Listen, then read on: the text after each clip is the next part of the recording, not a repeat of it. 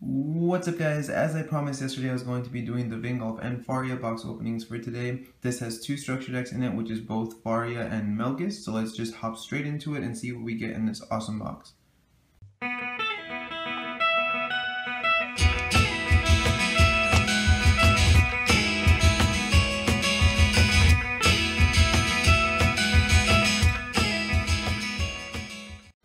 Alright, so it does look a tad blurry, but that's actually just a shrink wrap. It's insanely faded looking, and I see you can see it in Faria, she's already so clear.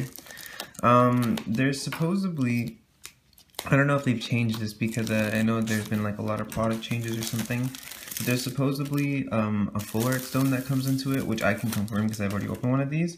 But that full art stone can apparently be like this Kaguya card that says congratulations. And if you get that, you can, I think it's at your locals. Oh, this is impossible to open. Sorry guys, there you go. I just don't want to damage the box, I hate damaging boxes. No. There you go. Okay. Yeah, so this card over here is either a full art stone, which I have, or it could be this Kaguya stone. A Kaguya card that says congratulations. And if you get that one, you get a free box of Moa. So setting this aside for just a second, we have the typical how to win. Two, I guess one for each. I didn't actually notice on the other boxes. Two game mats for each player. Just reference manual. So just the typical stuff. So set that aside. And so we'll take out Faria. We'll take out Excalibur. I'll probably explain in another video what these cards mean. This video shouldn't be too long because I don't like doing long box openings. I don't want to bore everyone to death. So we get, okay, so we got a magic stone of water. I'm just going to set that aside. Yeah, so it is a full art stone, it's not foil. And it's from, I'm pretty sure, Crimson Moon's Fairy Tale. So we have the Melgis, Faria, Excalibur, and Leviathan. I'm just going to go in order, so let's go with Faria first. The little flap is right over here. I'm really excited for this deck because anyone that knows that when I played Yu-Gi-Oh! I played Noble Knights, and I really like the story of King Arthur in general and whatnot. So we have Faria, the ruler of Godsword, and her ruler side. I'm really a little upset because this ruler side looks incredible, but I feel like this could have used more detail. I don't know if it's just the fact that she's on a horse and most of her body's covered by the box. But if this was full art, this would have been incredible. So then we have Gwaine as one of the super rares. Percival, just a couple of other cards. I'm not going to read up all of the cards. I'll mention a couple cards that I think are good. This actually, I'm shocked that it's in here and in Vingolf. For some reason, this is literally a new card released in this set, but you also get it in Vingolf. Which I thought was really cool. And then this Temple Monk, on enter you gain 400 life.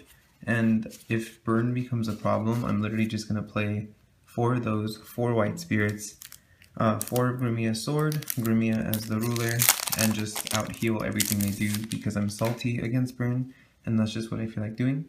So then we have Excalibur the God Sword, which is incredible looking. I mean, this card has one of the greatest arts in this game I've seen. It's just really cool.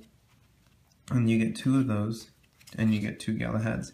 So it's 2 Galahads, which heals when he attacks, 2 Excaliburs, 1 Percival, and 1 Faria.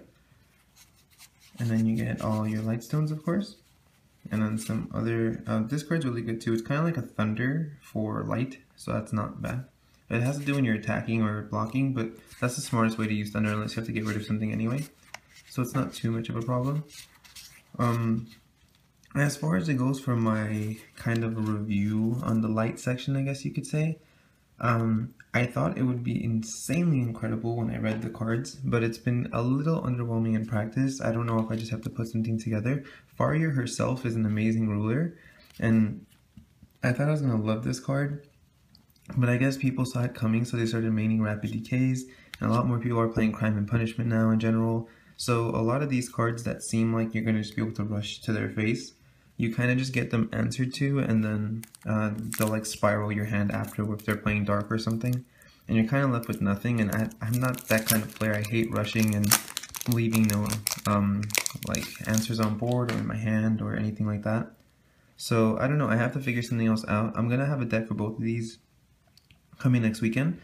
Well, I mean, starting Monday and Tuesday, I'll have probably Melgus or Faria on Monday and then the other on Tuesday. So I'm gonna be testing all weekend and I'll figure something out. So then there's Melgus.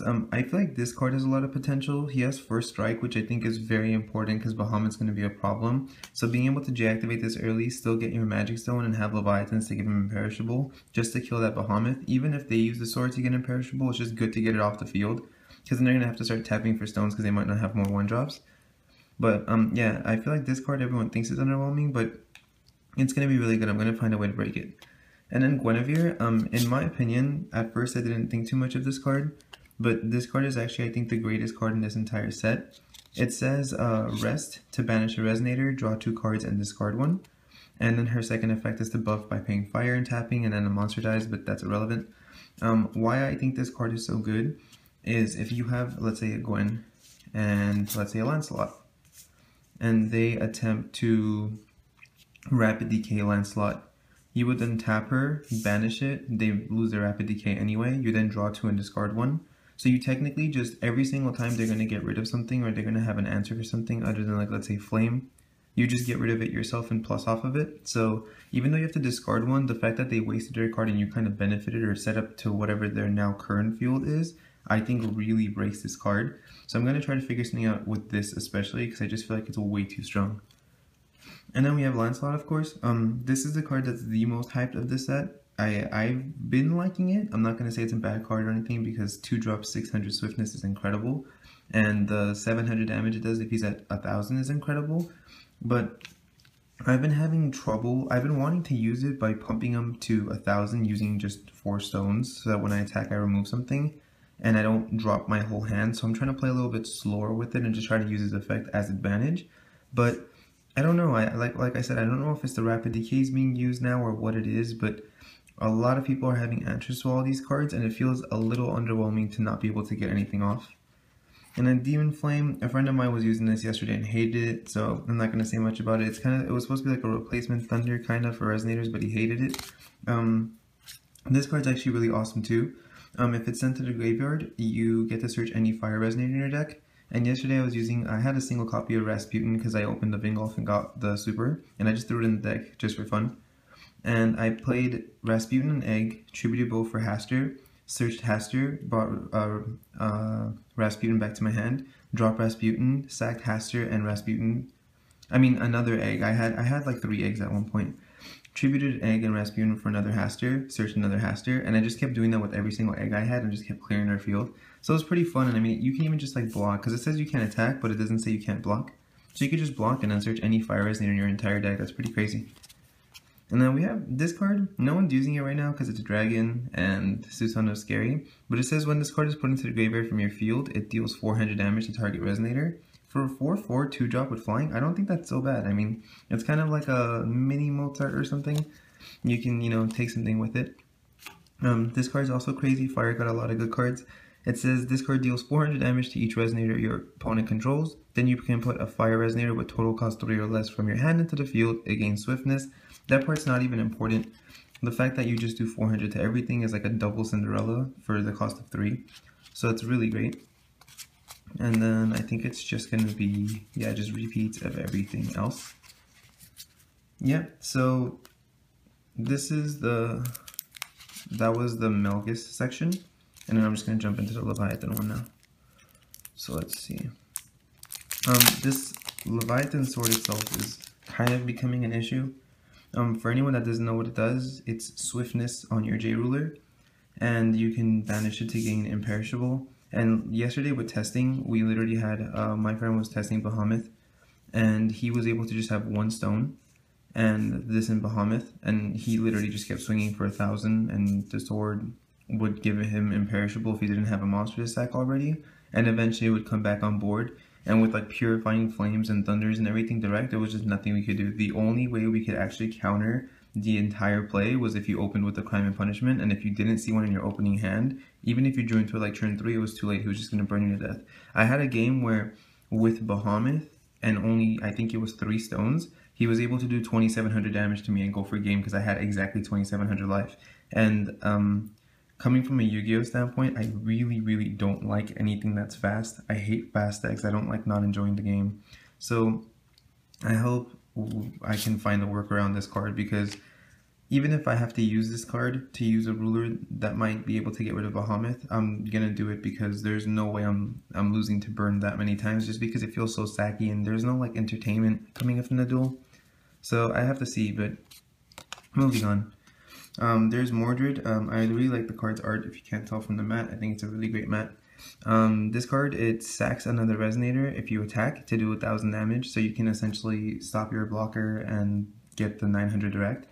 I don't know how I feel about this, because every time, I know I shouldn't do this as a review kind of thing because you're not supposed to compare, but every single time I see a 4-drop, I just think if it's not as good as Carmilla, it's not worth it.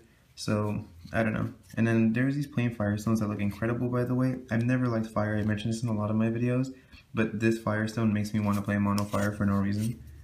And then this Volcano prevents gaining life, so it's a little kind of counter to Vlad for any of you who are curious about what some ways to counter Vlad is. So, I mean, it's still going to do 200 to you, but at least you're not healing. And then Hector gives Lancelot plus 400 and only costs 1 if he's on the field, so it gets its 1000 effect, where if it attacks it's 700 damage, so it's not bad. And we just have a couple other copies of everything else. So let me just do a quick recap. So here's a recap of all of the foils you get in the set. If you guys are wondering if this specific product is worth buying, I definitely think you should. I bought 4 myself just because I wanted 4 of everything, and I didn't want to buy anything for single prices because Lancelot alone was going for like 13, the swords were going for like 5, and I didn't understand why, because you pay like 25 for the box and get all of it. So if you guys have any other questions or suggestions, please feel free to leave a comment in the comment section below. If you guys haven't subscribed yet, make sure you do, because I have the Bing Off box opening coming really soon, as well as all the revamped deck profiles coming next week, and I will catch you guys next time.